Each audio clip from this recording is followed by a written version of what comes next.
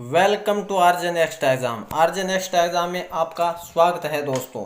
आज है 1 मई 2020 के हम राजस्थान के इम्पोर्टेंट करंट जीके के क्वेश्चन डिस्कस करेंगे। अगर दोस्तों हमारे क्वेश्चन आपको अच्छा लगे तो हमारा चैनल आरजे नेक्स्ट एग्ज़ाम को सब्सक्राइब अवश्य कीजिए और पास में लगी बेल आइकन को भी दबा दीजिए ताकि आपको मॉर्निंग में वीडियो उपलब्ध हो सके।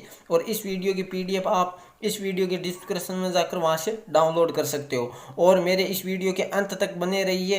अंत में मैं आपसे एक क्वेश्चन पूछूंगा जिसका आंसर आप मुझे कमेंट बॉक्स में अवश्य दीजिए। चलिए दोस्तों हम आज के क्वेश्चन डिस्कस करते हैं। आज का पहला क्वेश्चन क्या है? आज का पहला क्वेश्चन है राजस्थान की किस में व्यक्ति की जाति लिखने को बंद करने का निर्णय लिया गया है? तो वह लिया गया उच्च न्यायालय के द्वारा। राजस्थान के उच्च न्यायालय यानी ऑप्शन सी राइट है। उच्च न्यायालय में जाति लिखने पर पूर्णतः पाबंदी लगा दी गई है। क्यों लगा दी गई है? क्यों अब राजस्थान उच्च न्यायालय के द्वारा ये पाबंदी लगाई गई है क्योंकि अभी हाल ही में बिशन का एक जमानत मिली थी जिसमें क्या है कि जाति से लेकर विवाद हुआ था। इसकी जाति मेव लिख दी गई थी लेकिन हकीकत में जात क्या थी? जाटू जात थी, जिसके कारण इसे 5 दिन की अतिरिक्त जेल की सजा भी मिली थी। उसके चलते ये मुद्दा उठाया गया। कब उठाया गया? 4 जुलाई 2018 को ये मुद्दा उठाया गया, जिसके चलते है इसकी अभी पूर्णतः जाति पर पाबंदी लगा दी गई है। अब बात कर लेते हैं उच्च न्यायालय राजस्थान की। राजस्थान का उच्च न्यायालय है कहाँ? तो राजस्थान का उच्च न्यायालय है वो जोधपुर है, जिसकी एक इसकी अलग पीठ है वो कहाँ है? तो इसकी अलग पीठ है वो है जयपुर में। ये भी आपको याद रखना है। अब बात कर लेते हैं उच्च न्यायालय। इसके मुख्य न्यायाधीश कौन है? वो है इंद्रजीत मोहंती। कौन है? इंद्रजीत मोहंती इसके कौन है? मुख्य न्यायाधीश है। तो आपको इतना इसके बारे में याद रखना है। अब इसके चलते क्या है, ये एक पास किया गया है जिसे निर्णय लिया गया। इसके बाद राज्य के जितने भी सभी अधीनस्थ न्यायालय हैं तथा विशेष अदालत है तथा अन्य जितने न्यायिक अधिकारिक है उन सभी में इसको लागू कर दिया गया। क्या? जाति लिखने पर बंद करने पर पूर्णतः निर्णय लिया गया है। तो आपको इतना इस क्वेश्चन के बारे में याद रखना है। अब चलते हैं दूसरा क्वेश्चन। और आज का दूसरा क्वेश्चन क्या है? हाल ही में इरफान खान का देहांत हुआ। इनका जन्म किस राज्य में हुआ था? तो वह ऑप्शन सी यानी राजस्थान में इनका जन्म हुआ था। राजस्थान के जयपुर जिले में इरफान खान का जन्म हुआ था और अभी हाल ही में इनका देहांत हो गया। कब हुआ था? 30 अप्रैल को इनका देहांत हुआ था। ये जाने माने बहुत ही प्रसिद्ध एक्टर थे जिनका आकस्मिक कारण मृत्यु हो गई। लगभग 57 वर्ष की एज में इनका देहांत हो गया था। अब इसके बारे में जान लेते हैं। तो इनका जन्म कब हुआ था? तो इनका जन्म हुआ था 7 जनवरी 1967 में इरफान खान का जन्म हुआ था। इरफान खान का जन्म हुआ था और जयपुर में इनका जन्म हुआ था। अब बात कर लेते हैं इन्हें बेस्ट अवार्ड कौन कौन से मिले हैं। तो इनको बेस्ट अवार्ड मिला फिल्म फेयर अवार्ड 2018 का। किस लिए? हिंदी मीडियम फिल्म के लिए इन्हें ये अवार्ड दिया गया है। ये भी आपको याद रखना है। और इन्हें 2011 में पद्मश्री अवार्ड से भी नवाजा गया। किसे? इरफान खान को पद्मश्री अवार्ड से नवाजा गया। और बात कर लेते हैं इनकी कुछ फिल्मों के बारे में। बात कर लेते हैं सलाम, बॉम्बे, इस प्रकार की कुछ फिल्म है इनमें उन्होंने काम किया। जैसे हासिल है, मकबूल है, पानासी है। और अंतर्राष्ट्रीय फिल्म की बात कर लेते हैं। अंतर्राष्ट्रीय film the name shake, the Darjeeling limited, life award, इस प्रकार की इन्होंने फिल्मों में काम किया था जिनके लिए इन्हें अवार्ड दिया गया था। और बात कर लेते हैं इस क्वेश्चन के बारे में हम दोस्तों कि अगला क्वेश्चन नेक्स्ट क्वेश्चन। और आज का नेक्स्ट क्वेश्चन क्या है? ओडिशा के मुख्य न्यायाधीश मोहम्मद रफ़ीक का संबंध राजस्थान के किस जिले से है? तो मोहम्मद रफ़ीक का जन्म राजस्थान के चूरू जिले से है यानी ऑप्शन ए राइट है। चूरू जिले के सुजानगढ़ तहसील है, इनसे इनका वहाँ पर इनका जन्म हुआ था। किसका? मोहम्मद रफ़ीक का। और उन्हें अभी हाल ही में ओडिशा का मुख्य न्यायाधीश बना दिया गया है। तो हम बात कर लेते हैं मोहम्मद रफ़ीक के बारे में। तो मोहम्मद रफ़ीक है, इनका जन्म चूरू के सुजानगढ़ तहसील में हुआ था और 25 मई 1960 में इनका जन्म हुआ। कब? 25 मई 1960 में इनका जन्म हुआ था। उनके बारे में जान लेते हैं कि जो मोहम्मद रफ़ीक है उनका जो शुरू में है उन्होंने क्या कार्य किया था। तो इससे पहले के मेघालय के क्या थे? मुख्य न्यायाधीश थे। कहाँ के? मेघालय के 2019 से मुख्य न्यायाधीश थे। और राजस्थान का ये हाईकोर्ट के अस्थायी जज भी रह चुके हैं। कब? 2008 में। कौन? मोहम्मद रफ़ीक। तथा इनके कार्यवाहक मुख्य न्यायाधीश भी 3 अप्रैल 2019 को बने गए थे। अब बात कर लेते हैं ये उड़ीसा के बने, तो इन्हें शपथ किसने दिलाई है, तो उड़ीसा के गवर्नर गणेशी लाल ने इनको शपथ दिलाई है। कब दिलाई है, तो अभी हाल ही में इनको शपथ दिलाई गई है। तो इतना आपको इस क्वेश्चन के बारे में याद रखना है। वो प्रेजेंट समय में मोहम्मद रफीक है, ये उड़ीसा के 31वें मुख्य न्यायाधीश बने हैं। तो इतना आपको इस क्वेश्चन के बारे में आपको दोस्तों याद रखना है। अगर दोस्तों मेरे वीडियो आपको अच्छा लग रहा है तो मेरा चैनल आरजे नेक्स्ट एग्जाम को सब्सक्राइब अवश्य कीजिए। नेक्स्ट क्वेश्चन, और आज का नेक्स्ट क्वेश्चन क्या है, प्रदेश में रणथंभौर अभयारण्य का संबंध किस जिले से है। प्रदेश में रणथंभौर का अभयारण्य का संबंध किस जिले से है, तो वह है सवाई माधोपुर से, यानी ऑप्शन सी राइट है। सवाई माधोपुर में ये रणथंभौर अभयारण्य। क्यों मैंने ये क्वेश्चन आपके सामने लेके आया हूँ, क्योंकि हाल ही में रणथंभौर चर्चा में है। यहाँ पर एक बाघ हत्या के कारण ये ज़्यादा चर्चा में है, और राजस्थान में सर्वाधिक बाघ है वो रणथंभौर अभयारण्य में ही है, इसलिए चर्चा में है रणथंभौर अभयारण्य। तो उसके बारे में जान लेते हैं। जो रणथंभौर अभयारण्य है ये बाघों के लिए जाना जाता है, ये भी आपको याद रखना है। और इसके बारे में जान लेते हैं कि 1984 में ये इनको मान्यता मिली थी बाघ अभयारण्य के। रणथंभौर अभयारण्य को कब राज्य सरकार के द्वारा 1994 से अभयारण्य का दर्जा प्राप्त हुआ था। और बात कर लेते हैं इसके बारे में कि 1955 में इसको अभयारण्य का दर्जा मिला, जबकि 1984 में बाघों के लिए इन्हें संरक्षण प्रदान किया गया था। इनका कुल क्षेत्रफल बात कर लेते हैं 392 वर्ग किलोमीटर स्क्वायर इसका कुल क्षेत्रफल है।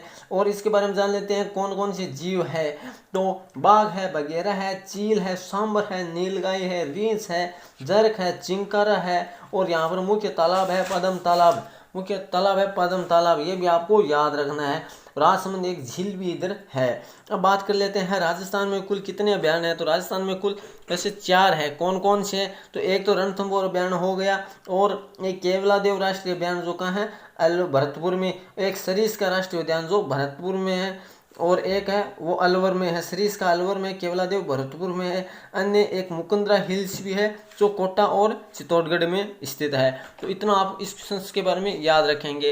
अब चलते हैं नेक्स्ट क्वेश्चन, और आज का नेक्स्ट क्वेश्चन क्या है, हाल ही में किस अस्पताल में कोविड-19 जांच में तेजी लाने के लिए SSL मशीन लगाई गई है, तो किस अस्पताल में लगाई गई है, SMS अस्पताल में लगाई गई है, यानी ऑप्शन ए राइट है।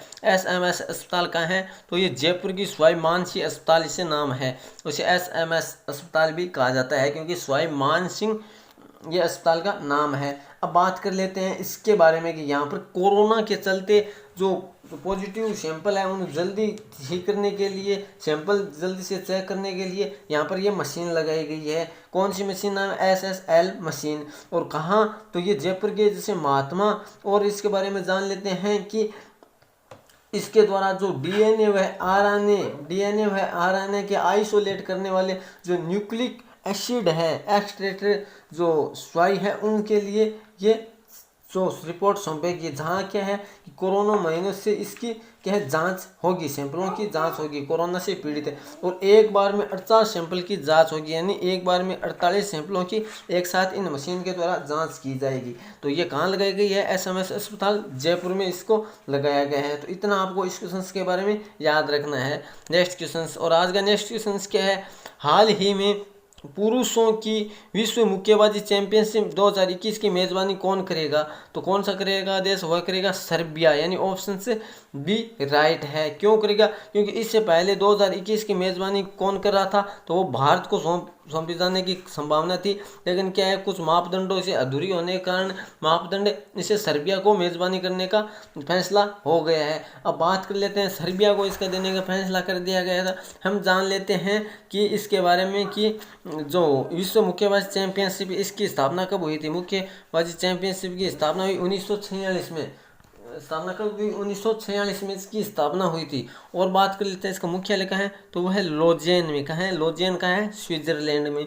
और प्रेजेंट समय में इसके प्रेसिडेंट कौन है, मोहम्मद हुसैन इसके प्रेसिडेंट है। तो इतना आपको इस क्वेश्चन के बारे में याद रखेंगे दोस्तों। अब चलते हैं अगला क्वेश्चन। हमारा अगला क्वेश्चन क्या है, हाल ही में पिट्सबर्ग जलवायु संवाद की 11वें सत्र में भारत का प्रतिनिधित्व किसने किया है, तो भारत का प्रतिनिधित्व किसने किया है, प्रकाश जावड़ेकर ने भारत का प्रतिनिधित्व किया है, यानी ऑप्शन बी राइट है। अब बात कर लेते हैं पिट्सबर्ग, तो ये है कहाँ, तो USA का एक पेंसिल्वेनिया का एक शहर है। कहाँ है, यूएसए के, अमेरिका के पेंसिल्वेनिया का एक शहर है जहाँ पर अल्बेगेनी जो जिला है जिसकी राजधानी है क्या है, पिट्सबर्ग।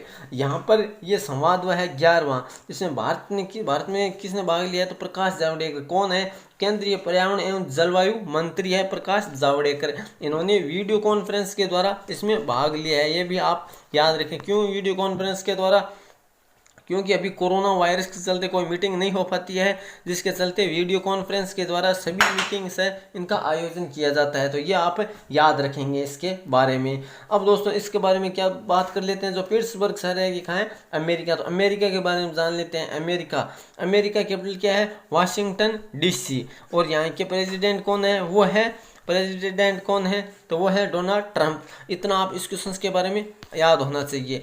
अब चलते हैं नेक्स्ट क्वेश्चन क्या है, हाल ही में हुडको के नए CMD कौन है। तो हाल ही में हुडको के नए CMD कौन है, तो वह CMD है, आपके सामने 4 ऑप्शन है। राइट ऑप्शन क्या है, राइट ऑप्शन है शिवदास मीणा, यानी ऑप्शन ए राइट है। हुडको के नए CMD बने हैं शिवदास मीणा। तो हम बात कर लेते हैं हुडको की फुल फॉर्म क्या है, housing and urban development corporation. इसका अर्थ क्या है, आवास और शहरी विकास निगम लिमिटेड। आवास और शहरी विकास निगम लिमिटेड ये कंपनी है जिसका नाम है हुडको। ये आप इसके बारे में याद रखेंगे, क्या है, हुडको।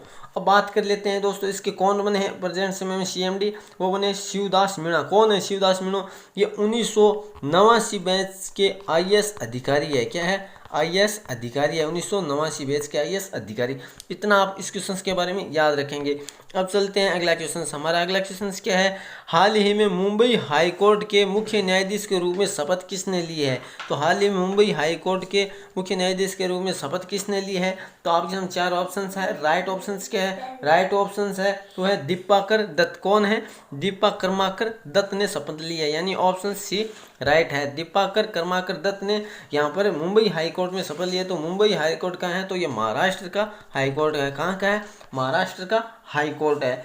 अब हम बात कर लेते हैं इसको शपथ किसने दिलाई है, तो इसको शपथ दिलाई है भगत सिंह कोश्यारी ने। कौन है, तो ये महाराष्ट्र के गवर्नर है भगत सिंह कोश्यारी। और महाराष्ट्र के गवर्नर जो CM कौन है, वो है उद्धव ठाकरे। अब बात कर लेते हैं अभी हाल ही में 2 और राज्यों के मुख्य न्यायाधीश बने थे। कौन, एक मेघालय के जिसका क्या नाम था, विश्वनाथ सोमदत्त। कौन, विश्वनाथ सोमदत्त जो मेघालय के थे। एक उड़ीसा का, कौन थे उड़ीसा के, तो वह मोहम्मद रफीक, जिनका संबंध किससे, राजस्थान के चूरू जिले से। तो इतना आप इस क्वेश्चन के बारे में याद रखेंगे। अब चलते हैं आज का अंतिम नंबर क्वेश्चन। आज का अंतिम नंबर क्वेश्चन क्या है, हाल ही में लेह और दिल्ली में किस कंपनी ने हाइड्रोजन ईंधन बस और कार परियोजना शुरू किया है। तो आपसे 4 ऑप्शन है। राइट ऑप्शन है NTPC, यानी ऑप्शन ए राइट है। NTPC के बारे में जान लेते हैं। NTPC ने हाइड्रोजन बस सेवा शुरू किया। क्यों, क्योंकि पर्यावरण के चलते जो प्रदूषण है वो कम हो सके, जिसके चलते ये बहुत ही अच्छी मुहिम चलाई है। किसने, NTPC ने। NTPC के बारे में हम जान लेते हैं। NTPC यानी नेशनल कॉर्पोरेशन का फुल फॉर्म, और इसके बारे में जान लेते हैं। इसकी स्थापना हुई 1975 में। किसकी, NTPC की कब, 1975 में इसकी स्थापना हुई थी। और इसके बारे में जान लेते हैं कि जो NTPC है इसके जो मुख्यालय है नई दिल्ली में, और इसके प्रेजेंट में चेयरमैन है गुरदीप सिंह। तो आपको इतना इस क्वेश्चन के बारे में याद रखें। लेह और दिल्ली 2 शहरों में, लेह कहाँ है, तो लद्दाख की राजधानी लेह, और दिल्ली हमारी कैपिटल है भारत की। तो अब चलते हैं आज का लास्ट वीडियो क्वेश्चन क्या था हमारा, जिसका आंसर आप मुझे कमेंट बॉक्स में देना था। किस राज्य सरकार ने धनवंतरी योजना शुरू की है। तो किस राज्य ने धनवंतरी योजना शुरू की है, तो आपके सामने 4 ऑप्शंस था। राइट ऑप्शंस क्या है, राइट ऑप्शंस है C, यानी असम सरकार के द्वारा धनवंतरी योजना शुरू की। और बहुत सारे दोस्तों ने कमेंट में भी इसके डिटेल्स के बारे में बताया। एक बार फिर से कहूँगा कि आपको जितना डिस्कशंस के बारे में आता है लिखा कीजिए, क्योंकि जो आप लिख देते हो उसे आप लंबे समय तक याद रखते हो। अब बात करते हैं आज का क्वेश्चन। हमारा आज का क्वेश्चन क्या है, आयुष्मान भारत दिवस कब मनाया जाता है। तो आपके सामने 4 ऑप्शन है। राइट के बारे में आप कमेंट करके मुझे ज़रूर बताइए। अगर मेरा वीडियो आपको अच्छा लगा तो मेरा चैनल RJ नेक्स्ट एग्जाम को सब्सक्राइब अवश्य कीजिए। धन्यवाद।